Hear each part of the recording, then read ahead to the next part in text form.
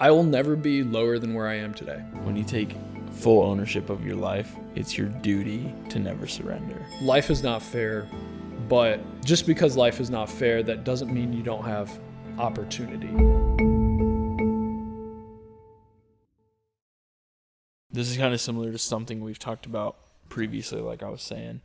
It has to do with surrender, and maybe not in the way that we're thinking of, like from like a faith standpoint of like we surrender our lives to Christ, but more of in business, in life, in the pursuit, surrendering. So this kind of goes in line with other things we've talked about, where the people in our life typically fall into one of three categories when it comes to surrender.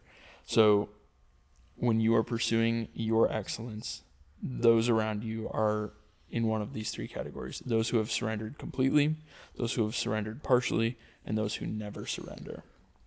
So what I'm saying by that is, or let me define those things kind of quickly, is the ones who have surrendered completely are the people who basically rationalize themselves into a rut. They're the people that in their own minds, they're like, I have such a small belief about myself, and therefore I'm stuck right where I am. Life happens to me, not for me. Like I'm just always in a rut. I'm always in a ditch. I'm always down in the dumps. They believe they don't have what it takes for real success. Then the second guy is the one who partially surrenders, but partially is trying to never surrender, but he's never able to do one or the other fully. So these people are the ones that rationalize the complacency with their talents in their lives. The guys who, lay on their bed all day with untapped potential, even though if they were to just get over that activation energy hump, they'd be good to go and they'd actually be able to chase that success. So basically, like, the fear of getting started outweighs their desire to actually succeed. And then there's the guys who never surrender. And these are the guys who get after it in life, who win, who never give up. They never relent, and they don't let anything stop them or get in their way from achieving their end goal. So putting this out there with these three different categories of people in your life, how do we help, or I guess how would you recommend to our audience how to get into that third group, into the group that never surrenders? What does that look like? And what are some practical tools that we can give them today to help them get to that I'm never going to surrender group? My initial thoughts on that are, because I'm somebody who probably tends to be in the never surrendering mark of things, my initial thought is, when you're going through something and you see this vision of where you want to be in the future, and it's like you can see it off to the distance, but where you're at is not necessarily where you want to be. And a lot of people, they think like the distance to that is I have to sacrifice everything. And sometimes that's the case. And they think if they go and they sacrifice what they have to then get where they want to be, they think it's a total loss. It's almost like this mindset where, like, it's the throwaway mindset. And I partially believe in this and not. Where, like, if you buy something after, let's say you buy a car, and after 10 years, right, that car, a lot of people would say you hit 200,000 miles or somewhere around that. And when it's done, you throw it away, you buy a new one. Okay. But I don't think that's necessarily true in your life when it comes to you navigating through your life to success. For instance, when you decided to jump and leave your job and move away from the corporate world to the occupation world, in your mind, it probably feels like, man, like I'm sacrificing everything. I'm making this jump, and I'm going to go down this line of entrepreneurship and get down into what I truly want to navigate through life. But truthfully, if you ever get into a pinch, it's not like you can't be ever hired again because you decide to go down that line. Right. So it's not like a throwaway mentality. I think a lot of people who see it from, I won't surrender because I have nothing left if I go back. And that's not true. All the skills that you've gained along the way, you can apply back into the same spot you were prior and probably make more money in the same corporate lifestyle, corporate world, because you have more skills that you can offer. But yeah, at most times in your life, it's not an all or nothing type of deal. Even though you can see it and you might play, worst case scenario in your mind, that's most of the time never the case. There's not a point in time where you're like, if I go down this road, there's literally nothing I have left to go back to. And so with that mindset, I think that's why people stay in the no surrender and the partial surrender. They think it's an all or nothing ordeal. And that's why when you truly come to find out, people that are in full surrender, they understand, I will never be lower than where I am today. Okay, you're never going to be worse of a person for trying something new, going down a line, learning new skills. You're never going to be in a worse spot. Yeah. So with that being said, why would you not surrender and just go forth? Right, dude. Life is like a video game. If you never put the CD, if you never log into the game and start playing it, you're always going to be at zero. You're always going to be stuck where you are. Just put the disc log into the video game. We're talking to some younger kids. We had the Xbox 360s with discs. They don't know what that is, but log into the game and just start playing, and you will level up because you're participating in skill development. So if I were to encourage people who are on the fence of like partial surrender or like no surrender and getting them over the hump of it, understand that where you are at right now is the lowest you'll ever be. Okay. If you're contemplating learning new skills or going down a road that's more adventurous but a little uncertain, go forth and go after that, because you're never going to be lower than where you are now. Yeah. Learning new skills, upgrading your life in any way possible is always going to be an addition. It's not going to be a subtraction. So with that mindset of things, I don't see why you should be scared in doing stuff like that. Why you shouldn't have the mentality of, when I set myself up to go down this new path, that you should fully accept it and you should fully navigate through everything that's in front of you. So that's just my perspective, I'm thinking like an employer for a second, to step back. If I were to hire somebody tomorrow, and let's say they have skills A, B, and C, but if someone came up to me and they said, hey, I have skills A, B, C, D, E, F, G, right? They look more attractive to the employer. They're going to get paid better. They're going to get better benefits, salary, all that kind of stuff. That's literally you in your spot right now, right? People that don't commit to things are just A, B, and C skill set, right? And learning all the E, F, G is only going to look better to an employer down the line, even if it doesn't work out. So even if you go down this road and you lose some money and you lose some time, but you gain new skills and you gained a lot of understanding in the world that you're going into, you're still going to be more valuable. Yep. So just from the perspective of an employer, we always want to look for people that have more skills and that can do things better and continue to do that. And those people are worth a lot more. And so that's why this whole mindset of like, I don't know if I can commit, or I don't know if I can fully surrender into it. It seems like a no-brainer to me, but yeah. So what about then the guys and gals that have waved the white flag, they're completely surrendered, they've given up, and they're just like, I don't care what happens in my life, I'm just going to let everything happen to me, and I'm just, a rain cloud all the time, I'm down in this rut, I'm stuck, I'm the most unlucky person in the world, bad things always happen to me. What do you have to say to those people? How to get out of that I've surrendered in trying in my life? I think victimhood is a contagious poison in most people's lives. And whether you see it, it's slowly killing you. And in that mindset of poor me, life always happens to me this way. I'm never going to break out of this. This is my generational curse or something like that. That will slowly kill you. and kill every opportunity, no matter how good you are at something, no matter what your skill set is, you're always going to have to navigate through the confines of the box that you built in your mind.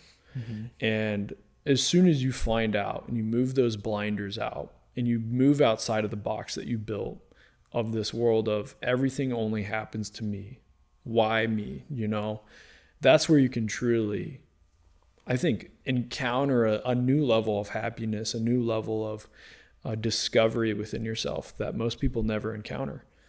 And there are some great, I really think that victimhood can be the ultimate grave robber for ideas and for innovations and stuff that should have been out into the world that is no longer available because of someone's mindset that internally kills them. So I understand this in life. Life is not fair, but just because life is not fair, that doesn't mean you don't have opportunity. Everybody has opportunity in some way, shape, or form. Some people have better opportunities. Some people have less opportunities, but you always do have opportunities. 100%. And the more you surround yourself with people that are, it's almost a gravity. And we talk about this all the time. Bailey talks about this all the time. You are the average combination of the 5 people you spend your most time around. So if you are the average sum of the 5 people you spend your time around, there is a bigger gravity to people that have bigger goals in life and they surround themselves with each other because they understand that it truly is a draw with somebody. And when you're under, let's say you're underperforming your average, you're going to know right away. And those people are going to pull you up and say, hey, this is not you. This is the standard that we develop in our lives. Yep. And this is not the standard. So, I think getting yourself out of a state of victimhood, getting yourself out of the state of poor me, and getting into a state of what can I touch today that has an opportunity to change my life. And a lot of times you won't have an opportunity every single day. But if you look for opportunity will gravitate towards you. And if you surround yourself with people that always have opportunity, you will have opportunity. Yep.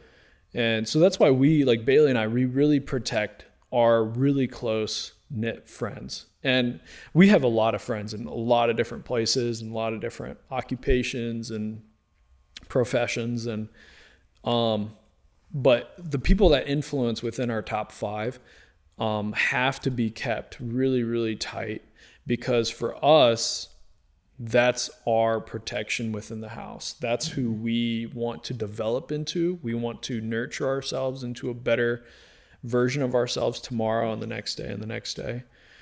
And I think it's really, really important to keep that really close to home because that is your success. Even if you are not successful, if you're around 4 other successful people, I guarantee you'll find your way there. So it's important that you take your mindset and you control it and you don't keep it confined in a box. And you always look at it from an optimism perspective because you will have more opportunities simply because you're looking for them.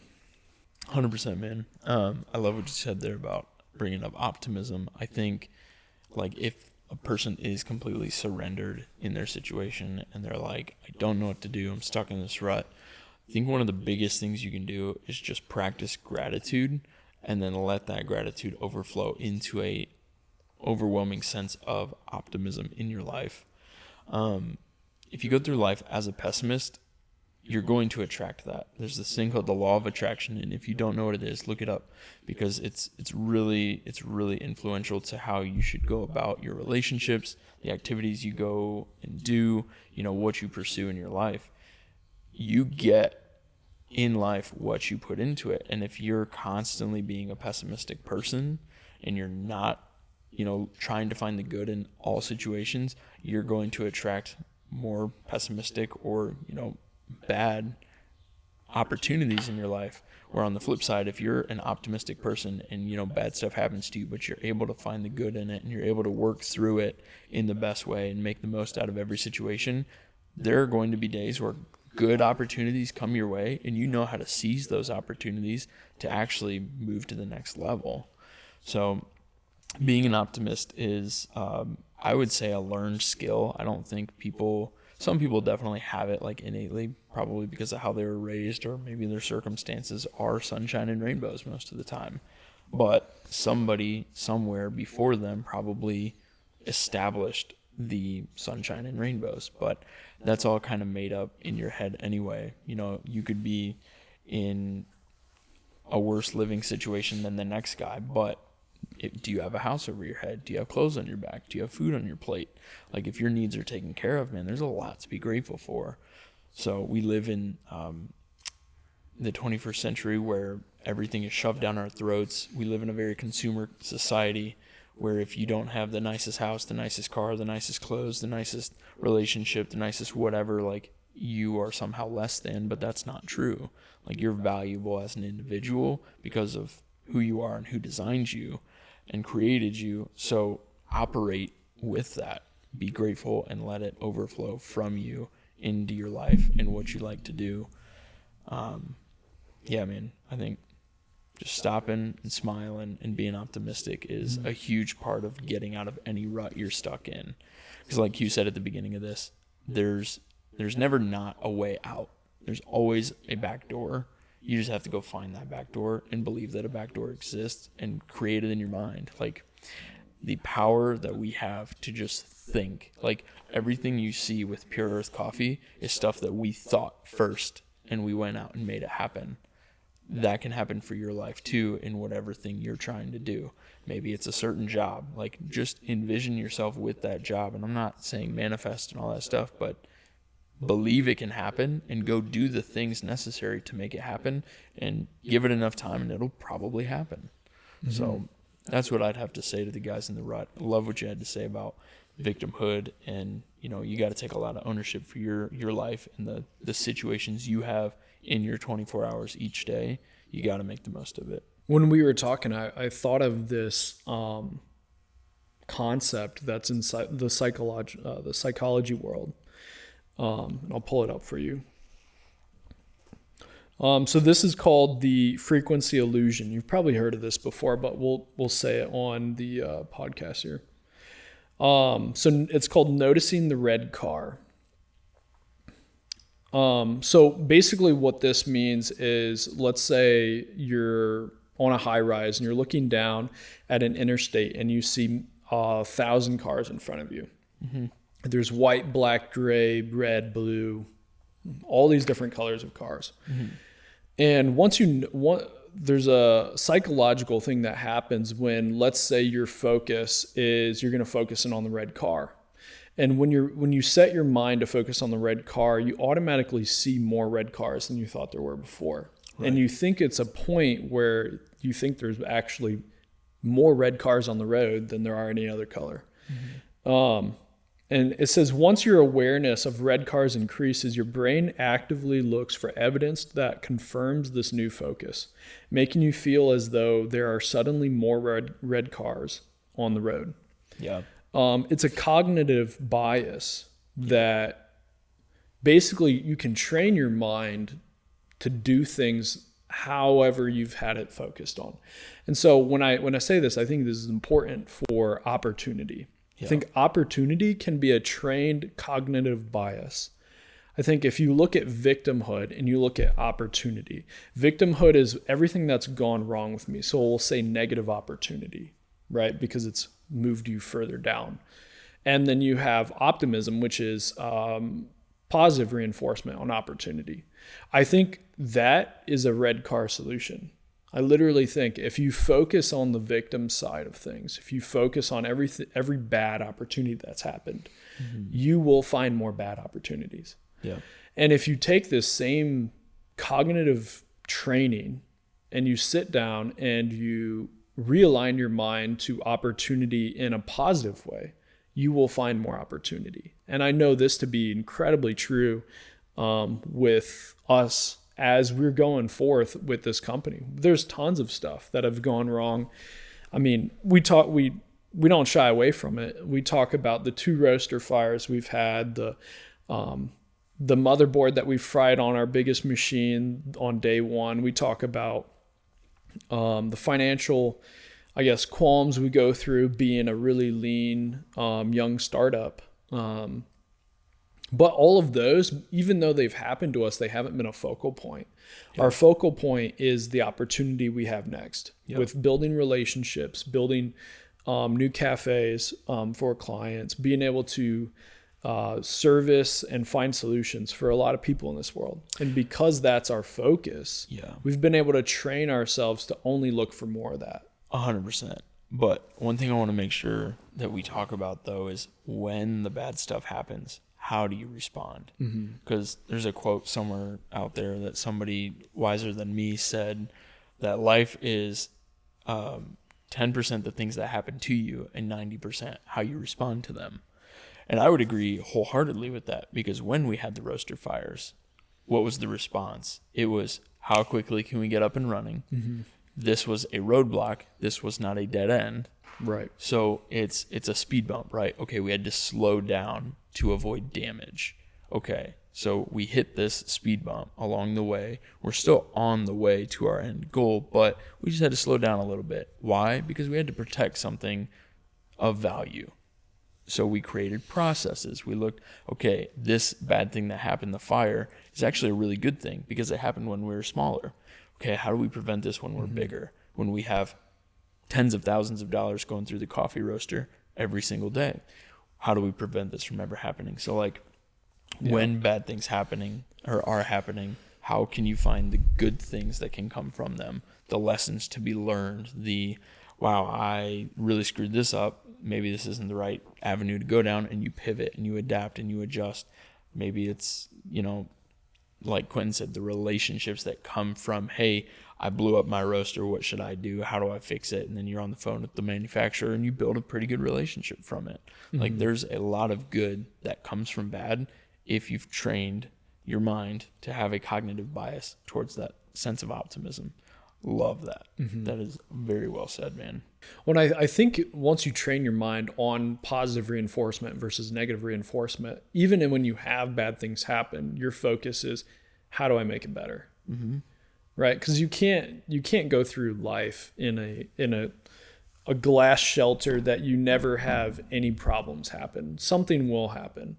And in that place, in that time, like, your only focus should be, how can I make this better from what I had previously? If you remember, going back to when we had our first fire, not only did we have it up and running 24 hours later, we rearranged the entire operation afterwards because we understood we had an efficiency issue. Yep. Right. And not only did we have like a maintenance log, but we also had an efficiency issue that we needed to fix to then grow more. Because we had to clear out the whole room and we were like, how do we rebuild better? Right. Yeah. Literally everything in the roastery got moved outside of the roastery in 6 hours. And then it took 24 hours to clean the entire thing. And while we were thinking about it, we rearranged the entire thing. And we actually were able to probably gain about 50 to 60% more efficient on our operation because we could see it from a blank slate. Right. And I think a lot of people go through life and they're like, man, the fire just, and when I say quote unquote fire in your life, that could be anything. That could be, going through a bad breakup, or going through a period where you get laid off from your job, or going through a period where you had a loved one die. That's a mental fire reset. And through that, right, there's efficiencies in your life that probably could be thought out better, but it slowed you down to a point where you could sit back in the chair and really think about how it's going. And you need to constantly train your mind to see it through an optimism lens. You cannot focus on the negative, and it's, like I said, it's a poison. You will literally just degrade everything in your life by what you choose to focus on. You're either improving or you're dying. And so I think it's really, really, really important to go through hard times with a good perspective as well as the good times. Mm-hmm. So then you've got the guys who have completely surrendered. They've waved the white flag. You've got the guys who are kind of in between, in the middle. Let's talk briefly about the guys who never surrender, who find victory, who win. What differentiates them from the other two groups?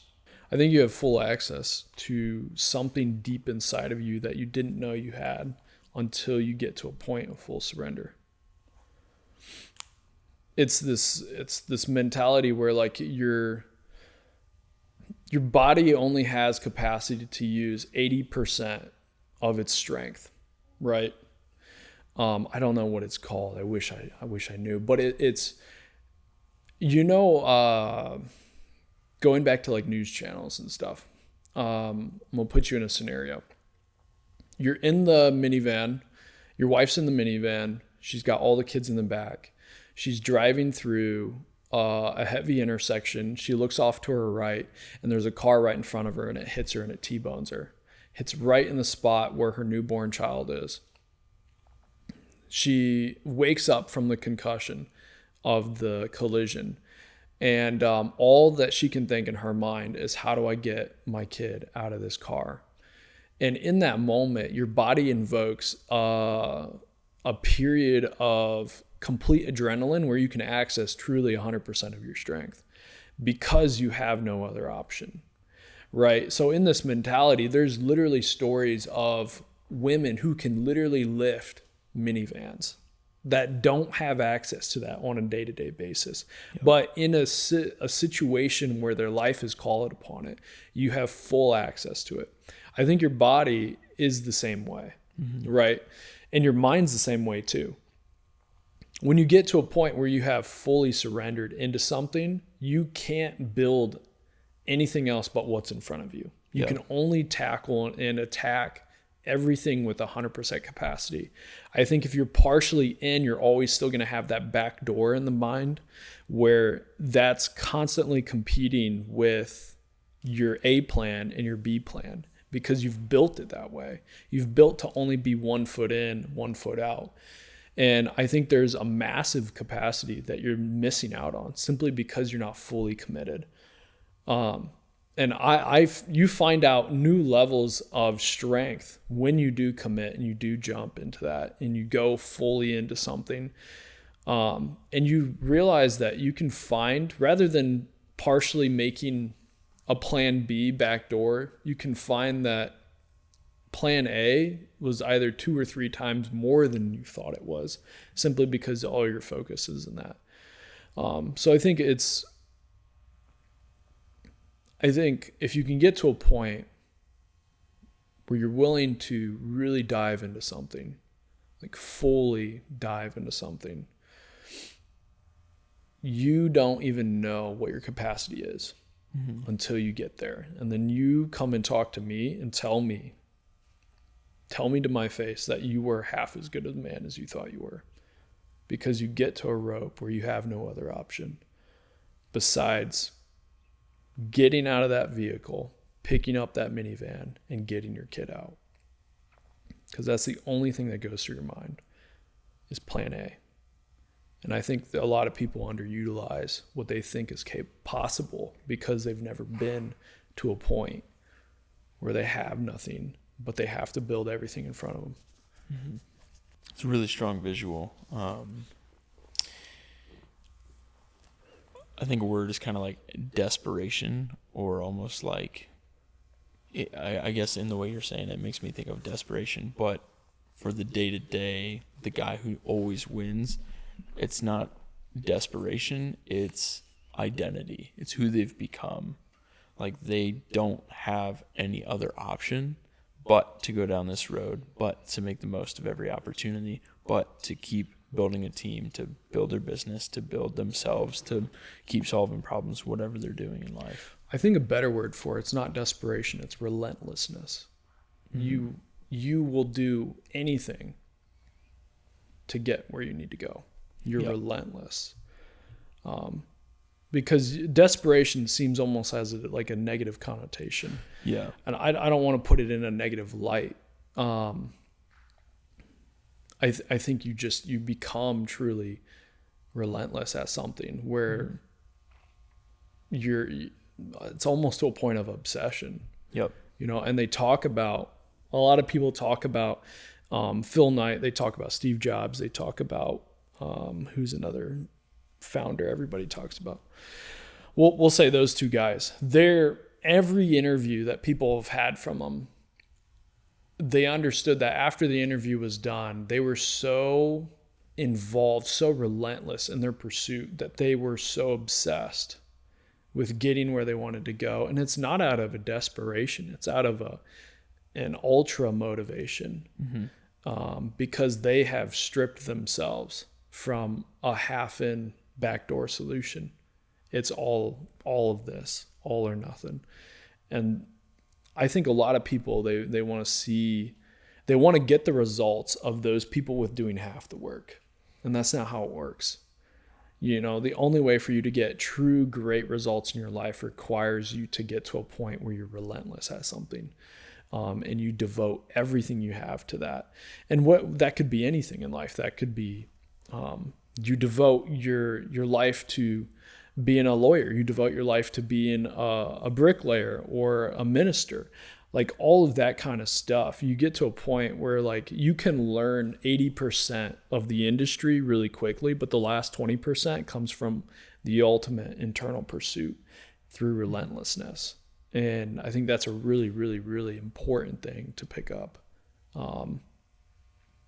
going forth.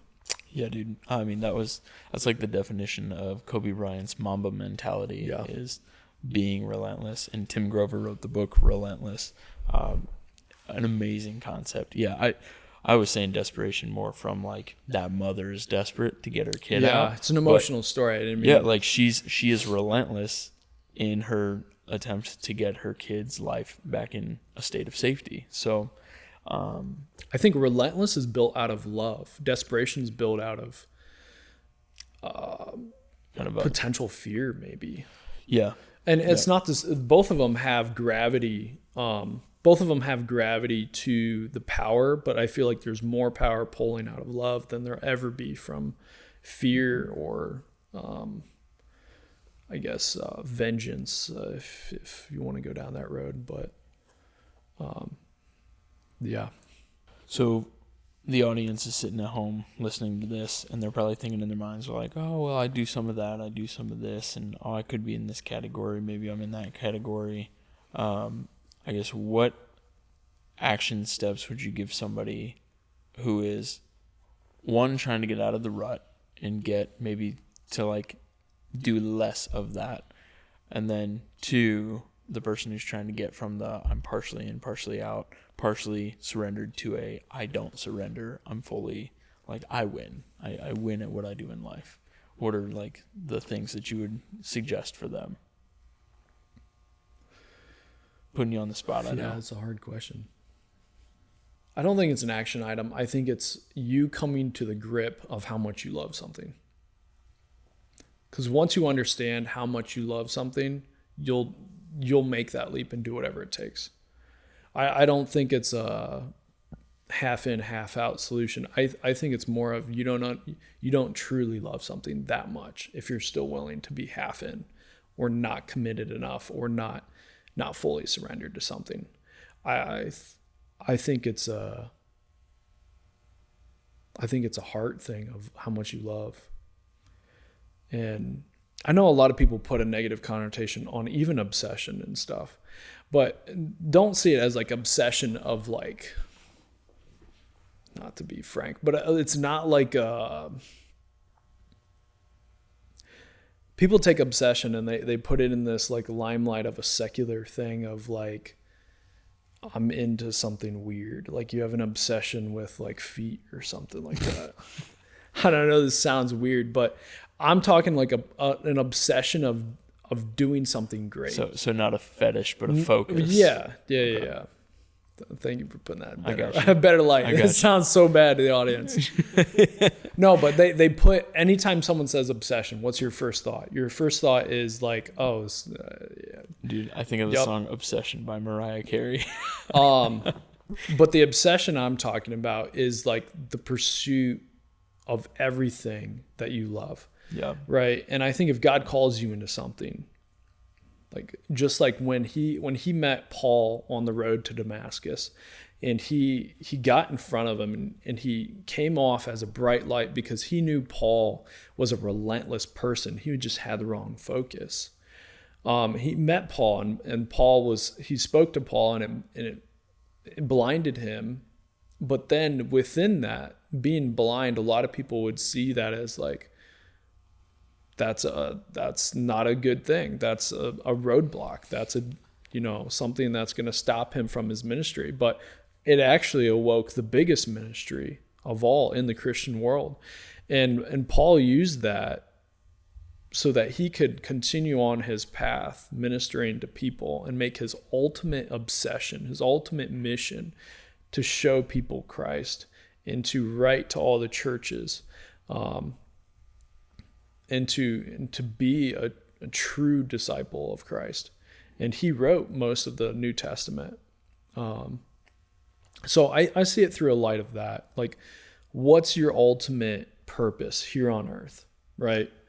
And I think you got to get to a point in your life where you come to grips and you actually have this conversation with God, and you're going back and forth on this dialogue between your internal self and the creator of this world. And you understand that how much he cares for you, he wants to put you on mission. And everybody's got a different skill set in life.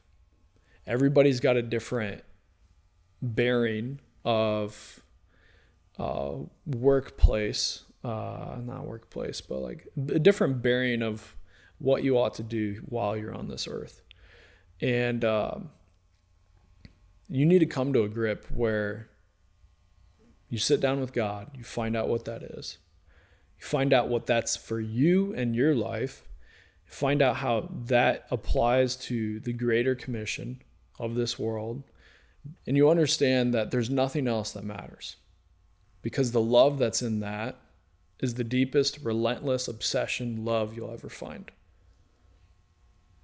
And that's what I think everybody here on this podcast or listening needs to understand. You know, if God called you to be a tent maker and an evangelist, be a tent maker and an evangelist to everything to your ability. If God called you to be a business owner and supply coffee to people all across the nation, do that to your best ability. If God calls you to be a lawyer, protecting justice between injustice, do that to the best of your ability. That's the heart of the love, the obsession I want people to get to. So one action is to sit down, mute the world, and just think, how do I get to my obsession? What is my obsession? How do I know when I found it?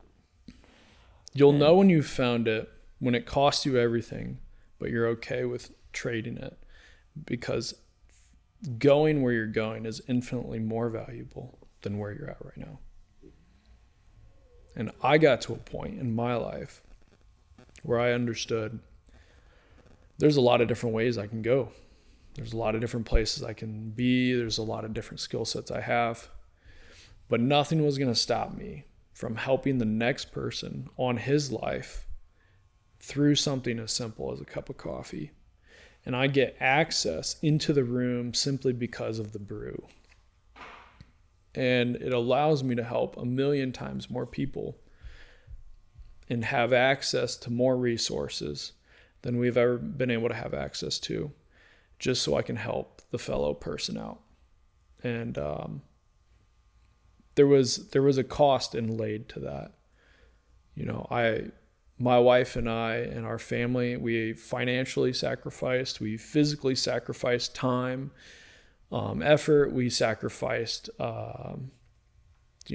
events, birthdays, friends, stuff, but to me, all of it was worth it, because we sit down day and day and understand that what we're doing and what we're trying to build here is so much bigger than us, so much bigger than just coffee. That if my only obsession in this world is to help people and grow people, and it starts out with their morning fuel, their morning exercise, their morning routine, then that's all that matters. And that's why I'm put on this earth. And to me, I would make that trade every day for the rest of my life, regardless of anything else, because that's what I'm on this world for. That's my pursuit. And that's where it builds the kingdom, because there's so many people out there that need to understand that they have so much more value, but they might not move outside of their home. They might not move outside of their friend group, outside of their 5-mile radius. That the only way that they can get touched is something that shows up on their door every single week, and they get to brew it every single morning. And they tune in on this podcast and they listen to what we have to say about their life and how much more it matters. It might be the only time someone ever thinks about that, someone ever comes to encounter that. And I think that's a really special place to be. When you take full ownership of your life, it's your duty to never surrender. It's your duty to always try and win in every situation. And you can't afford not to. Because somebody is going to win. Why not it be you? Why not it be you? If you have the opportunity that everybody else has, or even if you don't, but you make the most of every opportunity that you do have, why can't it be you? If someone's out there and Goliath is called to the forefront, someone's got to be David. If someone's out there and a piece of bread's got to be baked for the table, and that may be the Last Supper, someone's got to bake it. If someone's out there and there is candles that need changed in the temple, but that may have been the day that Jesus walked in and said his prayers, someone's got to do it. You never know where your life may land in that. And you may never be that person who thinks that this is not that big of a deal, but it is. Every part of it is a piece to this amazing puzzle that you get to build every single day. You know, and there may be a day, I just picture it in my heart, in my mind, where we serve coffee to somebody. And it may be something as simple as a cup of coffee on some days, or it may be something as profound as, you know, somebody sipping their last cup of coffee before their day's end.